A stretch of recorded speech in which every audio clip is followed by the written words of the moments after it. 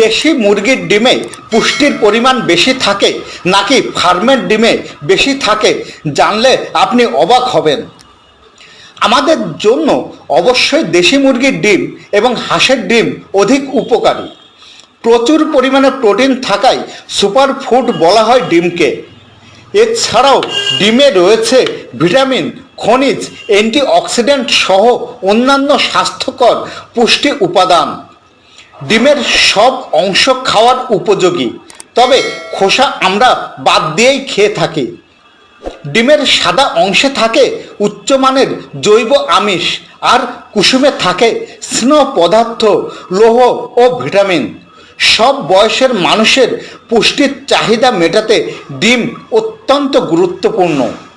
ডিমে থাকা vitamin A যেমন দৃষ্টিশক্তি উন্নত করে, ঠিক তেমনি কুসুমে থাকা ভিটামিন ডি যা হাড়কে মজবুত করে।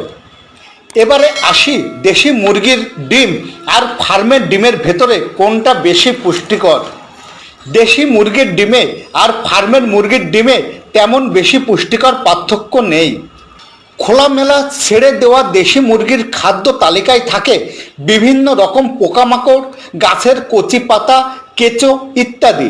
আবার ফার্মের মুরগির ক্ষেত্রে মাঝে মাঝে খাবারের সাথে মিশিয়ে দেওয়া হয় ভিটামিন। ফার্মের মুরগির খাদ্য তালিকায় থাকে শামুকের গুঁড়া, খৈল, লবণ, শুটকি মাছের গুঁড়া, ভুসি, গম, ভুট্টা আরও অনেক কিছুর সংমিশ্রণ, যেগুলি অধিক পুষ্টিকর। তাছাড়া দেশি মুরগির তুলনায় ফার্মের মুরগির ডিম আকারে বেশি বড় হয়। সার্বিক দিকে বিবেচনা করলে ফার্মের মুরগির ডিমেই বেশি পুষ্টি থাকে। তো বন্ধুরা, এটাই আমার আজকের ভিডিও। আমার এই ভিডিও যদি আপনাদের ভালো লেগে থাকে তাহলে অবশ্যই লাইক, কমেন্ট এবং শেয়ার করবেন, আর সাবস্ক্রাইবটা অবশ্যই করে দেবেন।